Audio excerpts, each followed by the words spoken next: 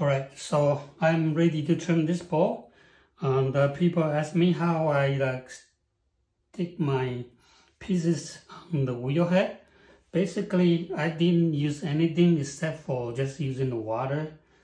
Pour some water on the rim and then a little bit of water on the wheel head. And then tap sander.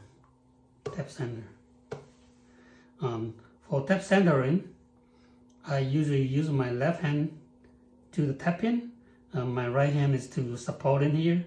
So when I'm tapping it, the right hand is supporting it. And I have a video to show you how to practice the tap sandering.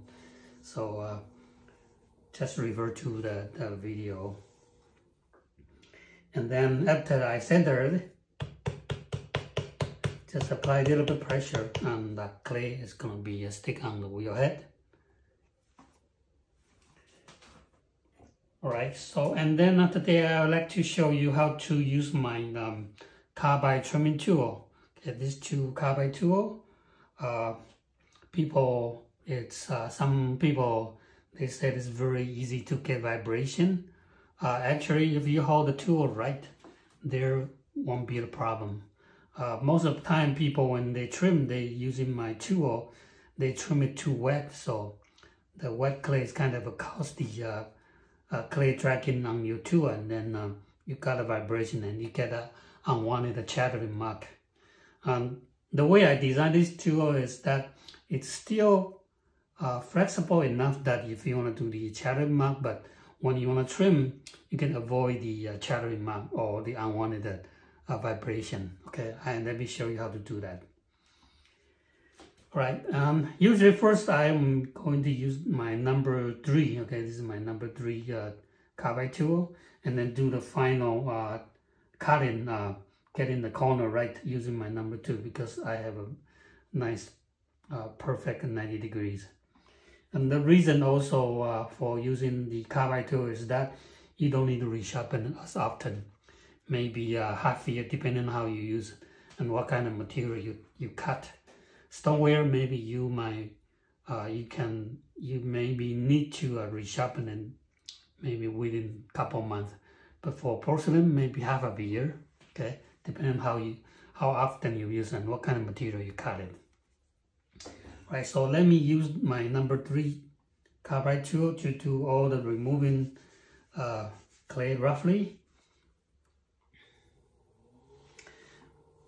First, I will use the tip of the tool to give myself a guideline where the foot ring will be, and then you can just remove the clay from according to the guideline. And for cutting, if you don't want the vibration, or if you want to avoid the vibration, try not to use the tip to cut it. Okay, use the spot that's closer to the corner, okay, which is going to be stronger, and stabilize your tool. Okay, I extend my thumb here and then stabilize it.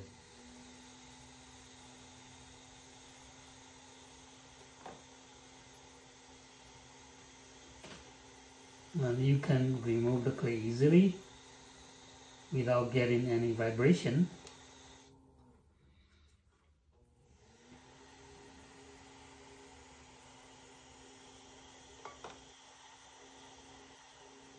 And if you get vibration, it's easy to correct it. Just change the angle of your tool.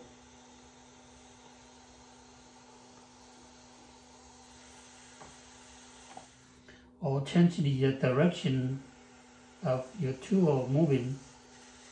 See that I'm moving my tool from the bottom and move it up.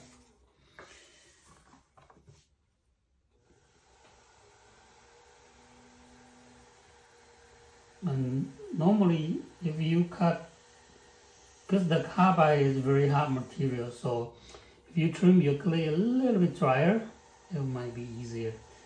Most of the time people tend to trim the clay a bit too wet, so that wet clay is sometimes causing the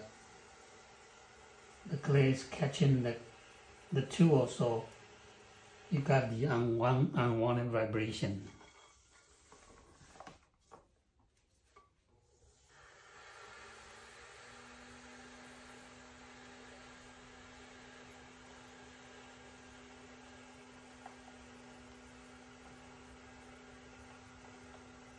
See that I'm moving my tool, dragging the tool from the bottom to the top, and emphasize cutting the tool using the spot that is closer to the corner. Using this spot, and then you move the tool. So when it's closer to the corner, the tip of the tool is not vibrating because you are cutting here.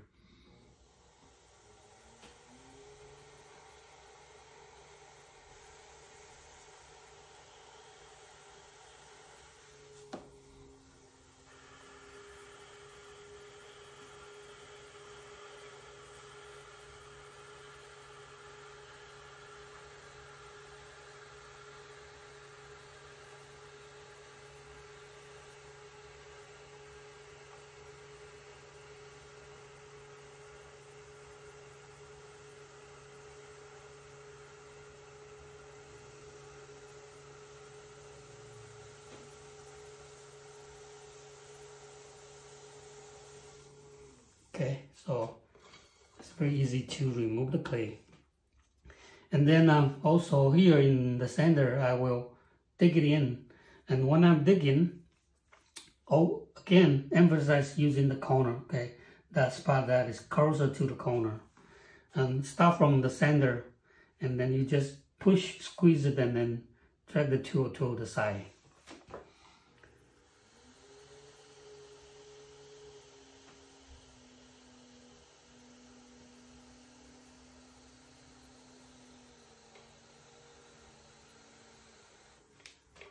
Okay, that's the first cut, and then do one more time.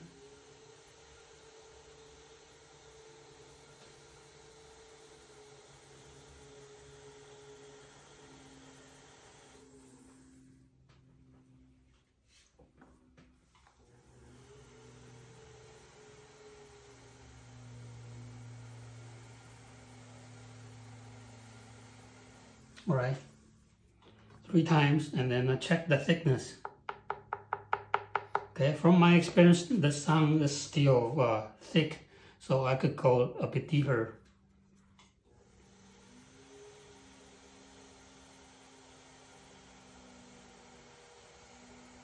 And you can see that when I'm trimming, I try to stabilize the tool. So I put my left hand usually holding on the side of the pot, extend my thumb, and then I use the thumb to brace the tool. So everything is connecting together.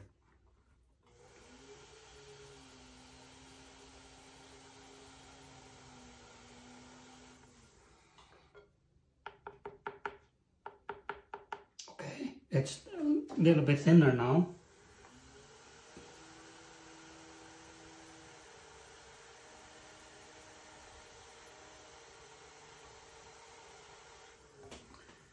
I'm using this part to cut the side of the foot rim, and also here too. I decide to make my foot rim a little bit, consider that the rim of the ball is wide, so originally I was marking a line here, but now I changed my mind. I want my foot rim a little bit thicker. I think this is a good size of the foot rim.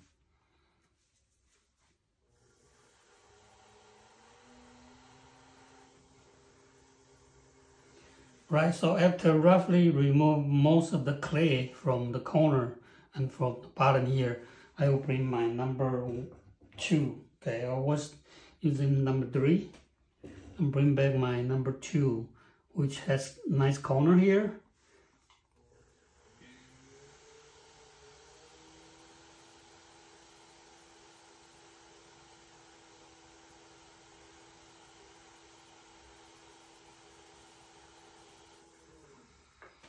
See that 90 degrees fitting nicely on the corner here. So I'm holding like this. Most of the time I'm holding the tool like this, using the side here and then put my hand outside to support it.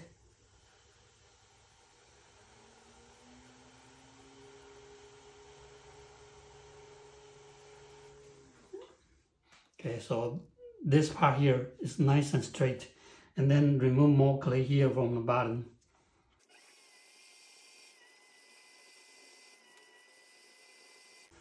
So I'm using my left thumb to push and also stabilize the tool. Starting from the center and then slowly push to the side.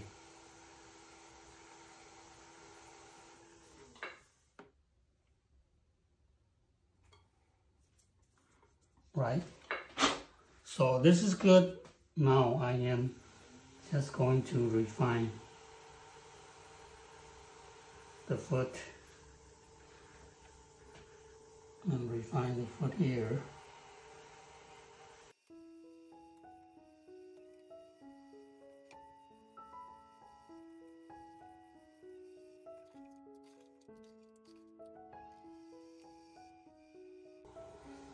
And also, if you are getting the chatter mark, actually, you could try to change the cutting angle of your tool. Okay, so this angle is like 90 degrees. It's easy to get a chattering mark. But if you tip over, it's like shaving the clay off.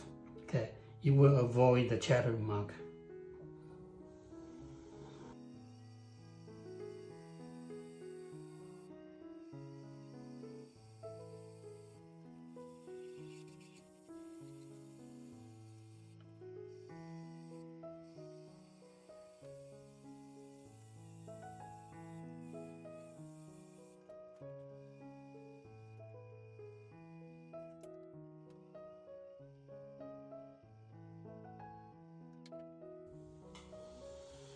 The carbide tool is a little bit rough. It's not like the stainless steel tool, so sometimes the surface is a little bit rough. So after trim, I usually like to use a rubber rig to smooth a little bit.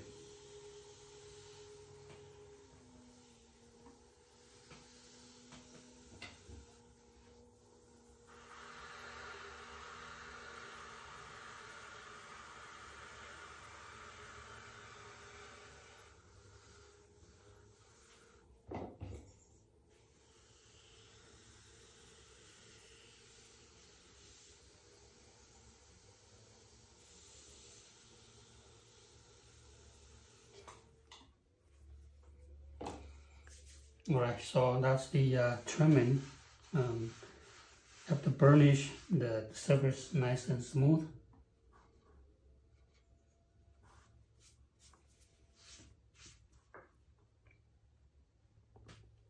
Okay, push that away from me.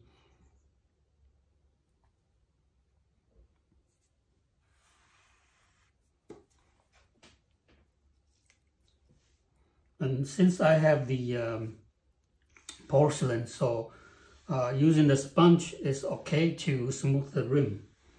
Sometimes if you have stoneware, you might drag the grog out of the clay. So if you're using the sponge, it's not good for smooth the rim of the pot. You could use a chamois, okay, or a paper towel to smooth it. Okay, that way you won't drag out the grog. So that's the trimming of this bowl.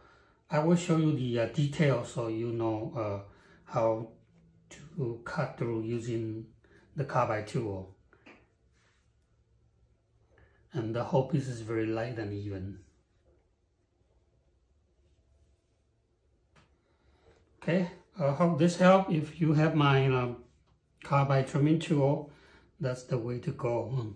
Okay, so that then practice, you wanna get the unwanted chatter mark. You see that I don't get any chatter mark here. And if you wanna put the chatter mark, it's easy because the tool is also flexible too. All right, hope this helped, and thanks for watching.